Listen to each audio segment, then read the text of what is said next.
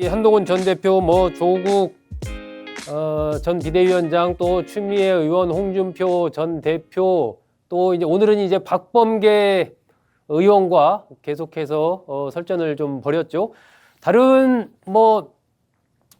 토론하자, 조국 전 비대위원장 등과도 마찬가지고 이 관련해서 이렇게 했는데 그게 잘 안 됐죠. 이 조국 전 비대위원장은 이재명 대통령이 얻는 이익이 없다, 어린아이처럼 칭얼거린다 이러면서 이제 한동훈 전 대표를 비판을 했고, 한동훈 전 대표는 범죄 수익금을 회수할 길이 막힌 거다. 이건 지금 무슨 소리 하는 거냐. 제대로 알고 얘기해라. 그럼 나랑 토론하자. 막 이렇게 했지만 응하지 않았습니다. 그러다가 이제 박범계 의원이 응할 생각이 있는 것처럼 이렇게 얘기를 했고, 그래서 한동훈 전 대표가 토론하자. 그러면서 이제 박범계 의원이 태도 얘기도 하고 하니까 그럼 내가 공손하게 답변하겠다라고 얘기하면서 토론을 하겠다는 겁니까? 안 하겠다는 겁니까? 이렇게 이제 박범계 의원이 이렇게 전제 조건을 좀 다는 듯한 이런 모습을 보이니까 하겠다는 겁니까? 안 하겠다는 겁니까? 이렇게까지 할 정도로 어쨌든 이 항소 포기 문제에 대해서는 여권의 모든 인사를 상대로 자신 있게 나가는 그런 모습을 한동훈 전 대표가 보이면서 맞짱 뜨자, 공개적으로 어디든 가겠다, 김어준 방송이라도 관계없다, 어디든 하자, 이런 모습을 보이고 있습니다. 이게 한동안 어쨌든 좀 잠잠했던 한동훈 전 대표의 이른바 공격 본능이 최근에 아주 극발휘되고 있다라고 할까요? 요즘에 아주 상당히 전면에서 지금 이 메시지를 만들어가고 있는 그런 모습을 보이고 있습니다. 국민의힘의 장동혁 대표나 송원석 원내대표나 이 항소 포기와 관련해서 메시지를 내는 것 자체가, 한동훈 전 대표는 벌써 그 마감되기 금요일 날이었죠. 그 전에 벌써 한번 냈고, 그날 항소를 안 하고 항소 포기를 하자마자 또 바로 검찰 죽었다 또 날리고 계속 쐈습니다. 장동혁 전 대표나 송원석 원내대표는 그 다음 날 돼서야 메시지를 냈죠. 이런 식으로 한동훈 전 대표 상당히 이제 정광석화처럼 막 이렇게 중언을 달려가고 있는 듯한 이 이슈에 대해서는 그런 모습을 지금 보이고 있습니다. 제 역할을 하고 있다라는 당내에서 그런 한동훈의 어떤 특장점이 발휘되고 있다, 이런 평가도 나오는 반면, 또 일각에서는 그래도 이제 당과 좀 화합하기에는 조금 변화가 필요하다, 이런 얘기도 나오는 것 같아요. 지금 여러 가지 평가들이 엇갈리고 있는 그런 상황입니다. 최근 들어서 한동훈 전 대표에 대해서 좀 극찬을 하고 있는 사람이 한 명 있죠. 조갑재 대표입니다. 원로 언론인이죠. 이재명 대통령과도 대선 전에 만났고 이른바 보수의 어떤 철학, 이런 것들을 많이 얘기를 하고 있는, 그리고 결국 보수는 이제 한동훈 전 대표, 이준석 대표 등등이 중심이 돼서 가야 되지 않느냐, 이런 생각을 갖고 있는 그러한 분이죠. 한동훈 전 대표를 상당히 칭찬을 했습니다. 한동훈 한 사람의 새벽 기습 공격으로 민주당 정권이 초토화됐다, 이렇게 표현을 했습니다. 국민의힘의 유일한 구명정이다 라고 까지 이렇게 표현을 했습니다. 지금 이 조갑재 대표가 이제 10일 날 또 올린 거고, 그 이후에 올린 그 SNS를 보고 계신데, 밑에 거 한번 볼까요? 1일 날 올린 한동훈 한 사람의 새벽 기습 공격으로 민주당 정권이 초토화됐다. 선제 공격으로 급소를 강타당하니 큰 조직이 방어에 급급한데 언론전에서 판판이 깨지고 있다. 국힘당도 사실상 무력화됐다. 윤 어게인 극우의 논리로는 이재명 정권을 공격할 수가 없다는 것이 증명됐다라고 하면서, 국민의힘의 이른바 윤 어게인 세력, 장동혁 대표 부분에 대한 공격도 하면서, 또 민주당에 대한 이 항소 포기에 대한 안 좋은 여론, 이것을 또 아주 거의 전면화하고 있는 그러한 상황 아닌가 싶습니다.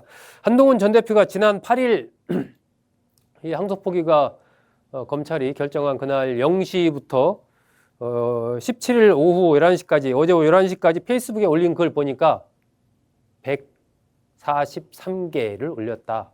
엄청나게 올린 거죠. 요즘에 그 인터뷰도 방송, 라디오 할 것 없이 사실 한동훈 전 대표가 인터뷰를 자주 하는 스타일은 아니지 않습니까? 그런데 상당히 많이 나옵니다. 예, 그래서 저희 소종섭의 시사쇼에서도 한번 좀 모시고 싶어서 지금 섭외를 진행 중에 있는데 워낙 뭐 많이 몰려드니까 인터뷰 요청들이 감당이 안 되는 것 같은데 요즘에 하여튼 많이 나와서 많은 얘기를 쏟아내고 있고 그 핵심은 결국 이 항소 포기가 어떤 맥락인지 이것이 왜 위험한지 이것에 대해서 왜 반대를 하고 있는지 얘기하는 것이 핵심입니다. 주된 타깃이 아주 간단명료합니다. 이재명 대통령을 타깃으로 해서 가고 있는데 항소 포기로 인해서 대장동 일당으로부터 추징할 수 있는 국민 세금 7천억 추징 못하게 돼서 대장동 일당에게 이득을 7천억을 안겨줬다라는 맥락이고 이 항소 포기로 인해서 이재명 대통령이 수혜를 입었다. 이 단순한 논리로 한동훈 전 대표가 계속해서 얘기를 해가면서 이것에 대해서 좀 이슈를 선점해 가고 있는 그러한 상황입니다. 항소 포기하는 것은 직권남용이다라고 사전에 올렸다가 항소 포기한 직후에는 검찰이 자살했다 이런 글을 또 올렸죠. 그러면서 정성호 장관과 노만석 그 당시 대행은 자기 재산으로 이거 갚아야 되고 감옥 가야 된다 이렇게까지 얘기를 했습니다. 박범계 추미애 의원 등등에게도 뭐 공세적으로 이제 토론회하자 이렇게 공격적으로 나왔죠. 한동훈 전 대표가 지금 이렇게 발빠르게 그리고 강력하게 여러 가지 메시지를 내는 데는 분명 이유가 있을 겁니다. 뭐 대략 몇 가지로 분석할 수 있을 것 같은데요. 우선 첫째는 한동훈 전 대표의 개인적인 어떤 과거의 경험입니다. 이 법무부 장관 시절에 2023년 일인데 그 대장동 개발 비리 사건 등으로 대통령의 국회 체포동의안 시도를 했지만 그때 한번 부결을 했죠.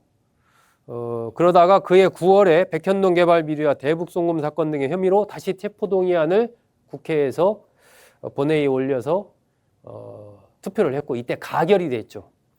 이때 이제 어쨌든 한동훈 당시 법무부 장관이 직접 국회에 나와서 본인이 막 설명을 했지 않습니까? 왜 체포동의안을 가결을 해야 되는 이유에 대해서 설명을 쭉 했고 한 번은 실패했지만 한 번은 어쨌든 국회에서는 가결을 했단 말입니다. 그 뒤에 법원에 가서는 그것이 이제 영장이 기각되면서 그것에 대한 후폭풍, 그것에 대한 책임론에 또 한동훈 전 대표가 휩싸였던 적이 있었죠. 이런 이제 이재명 대통령과 관련된 과거의 대장동과 관련된 경험 이런 것이 이제 이번에 이 대장동 사건의 항소 포기와 관련해서 일종의 뭐 개인적으로는 뭐라고 할까요? 다시 한번 그 싸움을 좀 시도하고 있는 그러한 상황도 하나의 계기가 된다라고 봐야 되겠죠. 두 번째는 결국 이제 한동훈 전 대표로서는 지금 내년 6월에 지방선거 때 실시되는 그러니까 지방선거에는 안 나가겠다라고 얘기를 했지만 보궐선거가 지금 여러 군데 지금 실시될 가능성이 있습니다. 여러 가지 법적으로 지금 재판을 받고 있는 의원들도 있고 또 내년 지자체 선거에 뛰어들기 위해서 의원직을 사퇴할 의원들도 있기 때문에 보궐선거가 여러 곳에서 열릴 것으로 그렇게 예상이 됩니다.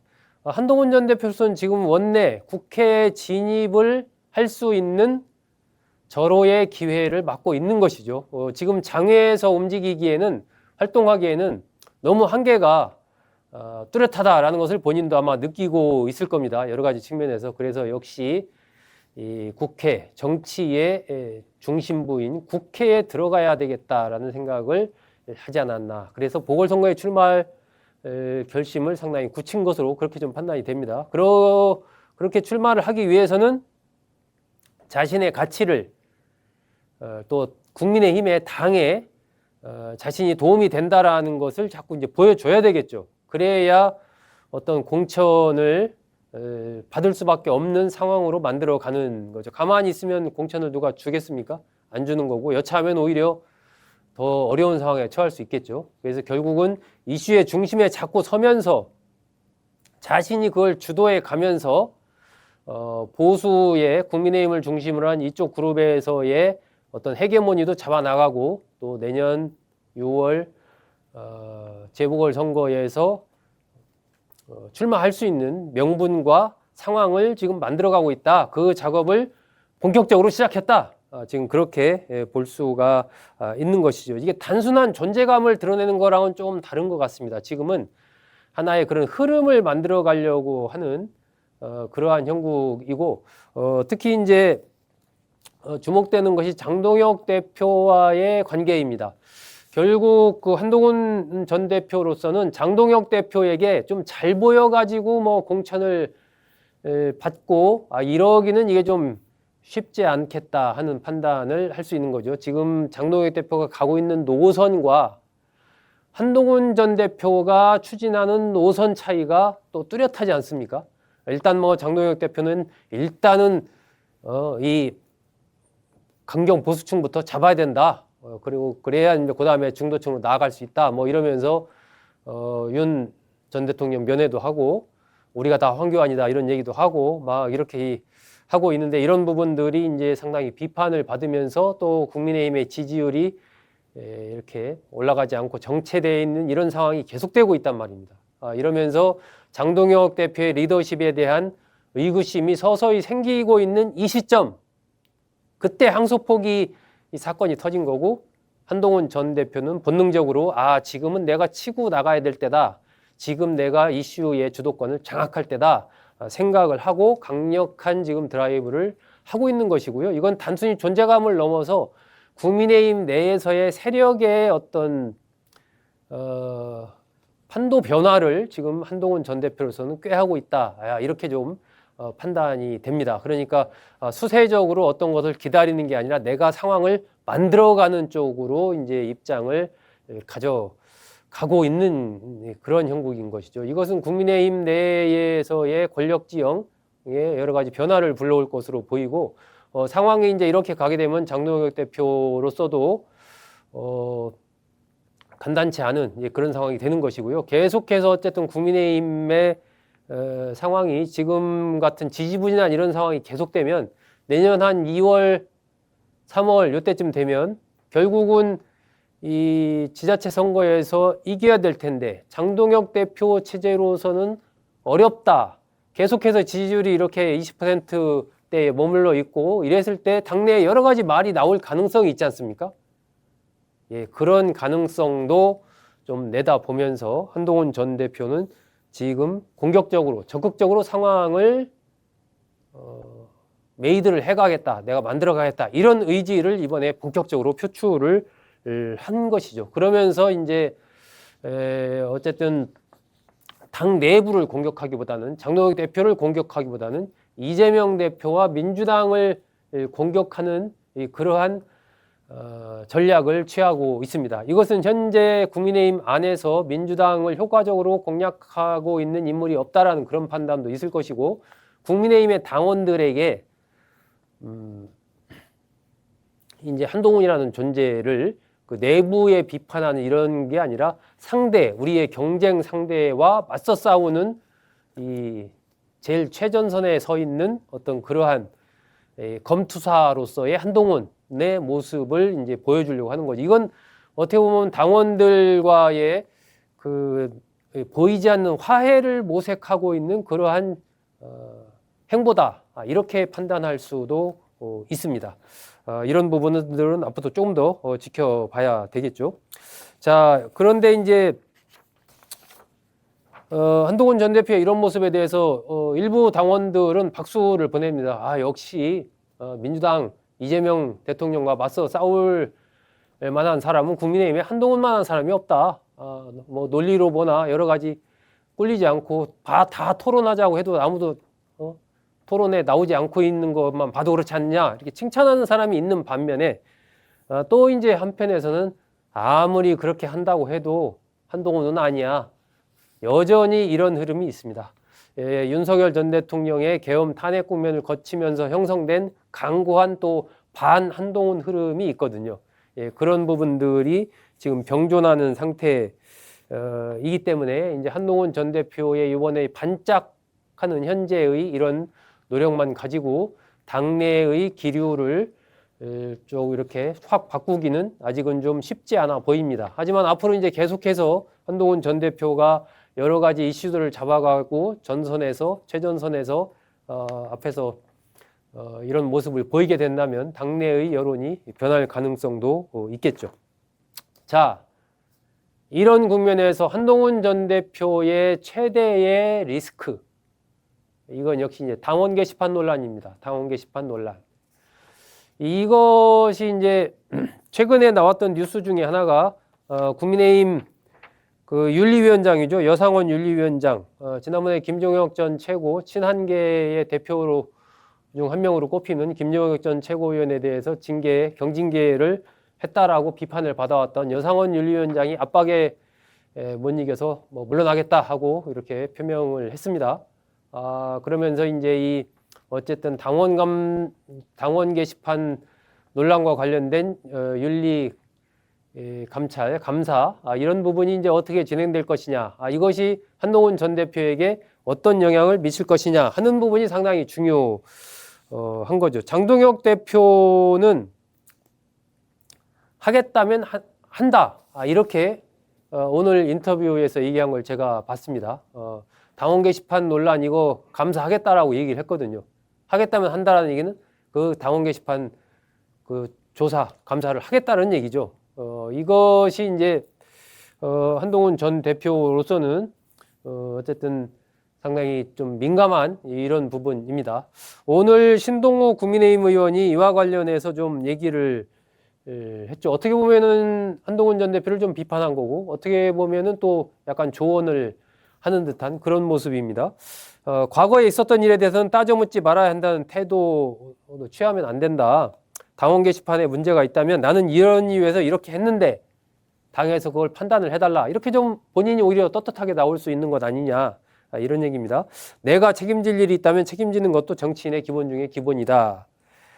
그러면서 본인이 정확하게 소명을 하고 나는 그거 잘못됐다고 생각하지 않는다. 이러이러한 이유에서 그때 그렇게 했던 것이다. 라고 이렇게 당과 소통을 해야 된다. 이런 글을 올렸습니다. 한동훈 전 대표로서는 이 문제가 크다면 크지만 또 크지 않다면 크지 않을 수 있는 그런 문제거든요. 이 문제를 전혀 건드리지 않고 넘어가기는 이게 또 쉽지 않은 것이 또 현실입니다. 당에서 그걸 끈질기게 주장하는 그런 세력들이 또 있기 때문에 한동훈 전 대표로서는 이 문제를 과연 어떻게 슬기롭게 잘 넘어갈 것이냐, 이것이 상당히 향후에 어떤 정치적인 행보와 관련해서도 중요한 그런 문제 같고, 한 번은 넘어가야 될 수밖에 없는 문제라면 이것을 언제 어떻게 넘어가야 될지를 좀 정확하게 로드맵을 잡고 그와 관련해서 또 과감한 어떤 행보를 하는 것이 필요하지 않나 하는 생각도 듭니다.